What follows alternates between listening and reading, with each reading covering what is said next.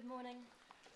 You've been sitting there watching the process, so you know what we're sort of doing. We've got 10 minutes. We've got your written submission. Yes. It's over to you how we use the 10 minutes, but welcome. Thank you. Yes, my name is ChCh. I am a registered architect and with strong interest in urban design. I do work at the ChCh City Council, but this submission is purely a personal submission. I have been involved with the post-earthquake activities from the September earthquake onwards. I was part of the exhibition team that tried to respond to the first earthquake organised by the Institute of Architects here. But our exhibition was cut short by the second earthquake, and our panels were used in the emergency situation for the first maps and communication. So my involvement, I suppose, goes back, and it's quite personal. And then after that, I was part of the Central City Plan team, which had prepared the initial Central City Recovery Plan at the council, and that was done in 9 months. And through that 9 months, I was pregnant, so I also have a child and a future interest in the city. So I kind of feel like I'm talking on behalf of her and her peers who will be living in here. And I've been involved with various plan changes, so very familiar with RMA. However, today I really only want to make a couple of points. My submission has 3, but I realise it's really only 2. And I just want to appeal, well, firstly I want to thank you for coming to Christchurch to hear this. It's a very, very meaningful gesture, definitely shows a real interest in hearing what we have to say. So my first point is really I want to encourage you to take the opportunity to do something, a piece of legislation that can be word leading. I have been listening to the other submissions, and I think this opportunity has been highlighted a number of times that this can be a model that others can use, also not 5 years on from a disaster, but potentially immediately after a disaster if we can get it right. So I fully support the intention to do a joint activity in the next 5 years, local and central government. But I was a little bit concerned about a few of the words and in the intention of the bill and the purpose of the bill, and that's one of them is the focused and expedited. That sounds wonderful. You know, we do want action. We want to get stuff done, and I think the city has shown that it can get stuff done. Local leadership has emerged and did things.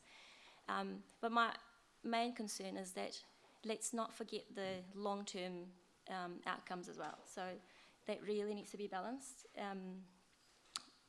To get stuff done, usually you need to isolate and listen to as few as people as possible.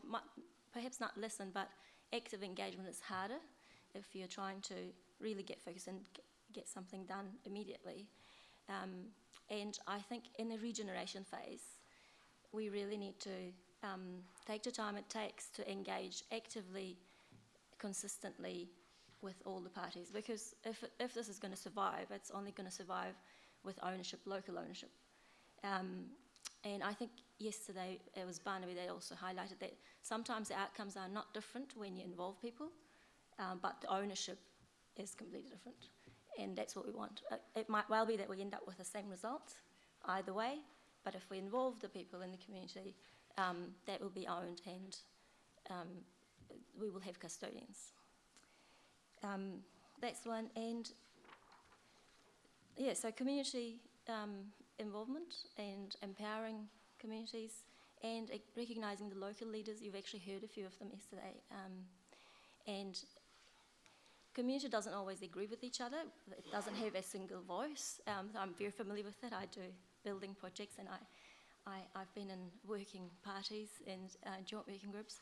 But it's incredibly important for the community to hear each other. So that's one point I'd like to make, is that engagement shouldn't be engaging individually with people, but making the framework so that people can hear each other as well. There's a lot of learning in that process. And I'll stop now. Okay, David's got a question, then Eugenie. As I've sat through this, I'm increasingly intrigued by what the Crown's going to do with its land and how it decides it. The Crown now owns big swathes of the CBD. I can see the issues around the Avon in respect of the red zone land that's sunk are quite different. In respect of the, getting activity and starting to rebuild Christchurch and the communities that are needed to be part of the CBD. How's that going to happen? Is there a vision sort of starting to be developed as to how the Crown takes its decisions as to when it sells land, the price it sells it? I understand that the Crown paid well over the odds for a lot of the land that it acquired in order to facilitate the widespread demolition in Christchurch and start with a clean slate. But now there'll be pressures from some to hold up land values. Other people will want land released. How does the Crown decide what it's going to do with its land? So if we're speaking particularly about Central City, I think Central City has always had land value issues. There was a lot of land banking pre-earthquake as well, so the price of things and what is the real market was never clear to me. So I don't see that issue being any different now. And as a single entity that holds so much land, I think Crown has to remain involved. So I'm not actually against Crown involvement at all. I would support more the model that Christchurch City Council submission proposes. So I wasn't involved with that submission, but I've read it, and I think the proposed model of having real joint approach is what's needed. And then you need to work with private development as well. So it's not just going to be local owned Central City. We can't, just local and central government can't own a Central City. Central City has to be complex. It has to have all parties in there and need to be talking with. So we're 5 years on from well. the earthquake. Next year it'll be 6 years on. What time period do you envisage the Crown starting to release its land back into the private market? What time frame? I suspect, this is obviously not in my expertise, I suspect it's not going to be all in one. So I would expect a transitioned approach and maybe an opportunistic approach. Find out where it's working, where there's a market, and start releasing there rather than releasing it all at once. I mean, something that happened immediately after the earthquake was that we put a red line around the Central City and held it all in for a couple of years, and everything started happening around the edges of it. Which is now, So we're now actually seeing that, of course, hindsight is a wonderful wisdom giver, that perhaps we should have allowed more pockets. Well, one of the major land developers in Christchurch gave evidence to this committee yesterday and said that until the Crown effectively lets go, private sector can't do anything. That's right. So I don't think there has to be a time frame for the whole thing. You can start now with some. There must be some opportunities. There must be some interest. Well, when the new Christchurch plan comes out, and there's a process underway for that now, do you think that's the time to start, or is the Crown going to need to wait until we have these Regenerate Christchurch plans in the years to come? No, I don't think you need to wait. Certainly not wholesale waiting is not going to work, because we live in a complex environment in life. Things will happen. We will never have a perfect plan or a perfect decision. So do you understand where those land release decisions are going to be taken under this new framework? Are they going to be taken by the Crown through this Crown company or through Regenerate Christchurch? I'm not clear personally. What I understand is that Regenerate Christchurch is the strategy and planning head, and there are a couple of development arms, and I'm not fully confident with the full text of the bill, but from what I've seen, it's not entirely clear as to how those two development arms and the Regenerate Christchurch will work with each other. And to that end, I think Christchurch City Council submission actually made a progressive suggestion as to how that can work. You made reference to two development arms, yes, so other Crown than Co Crown Co and the Develop Christchurch new one. So what's is that the council's own agency, which doesn't own any land? well, it owns the land it used to own, but it doesn't own the land that's been acquired. It hasn't post acquired any more earthquake land. phase. Yeah, correct. Okay, thank you. Eugenie? Thank you for the submission. Given your expertise and experience with planning processes, the frustration with some RMA planning processes taking too long, we've also heard submissions about how alienating the district plan fast-track review processes. Have you got any comments on what a good planning process involves, one, and just we've also heard from people talking about master plans for particular areas of land involving developers and the community. So just any comments on how we could improve the planning process? That's a lot of pressure for one person. A lot of intelligent people have tried to solve this. My personal view, and I have been involved with the district plan review as well, the fast-track one, I think I'm going to go back to what Leanne Dalziel said yesterday. Some things, and I couldn't tell you what list of things they are, but some things can't be fast-tracked, and some things can. But we have to make those decisions as collaborative as possible, so that the decision, which is not going to be perfect, regardless of who it is made by, then people who are involved with the decision make it right. I think we don't make perfect decisions. We make the decision with the best available information, and then we make it right. To make it right is the part we need to work on. So I think appeal rights are important in terms of a good planning process. I don't think that should be truncated. Not too much anyway. Perhaps it's too long in the RMA now. I'm open to thinking that it might, 10 years is too long before you finalise something. Apart from that, I think parallel processes, so legislation is not the answer to everything either. We need to have parallel processes and a genuine, active, informing process alongside whatever legislation is doing. Thank you.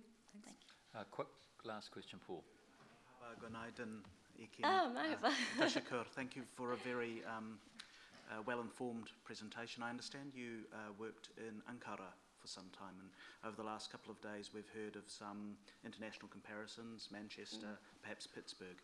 I was just wondering if you could give a quick idea, I suppose, of perhaps a comparison with those other places you've worked, that point you made about outcomes versus ownership, given Ankara is quite a planned city and perhaps somewhat more authoritarian in the approach they take to planning there. Just to set the record right, I've worked in Turkey for a very short time. Most of my working life has been in New Zealand, and I had a short stint in Denmark with the Galactics.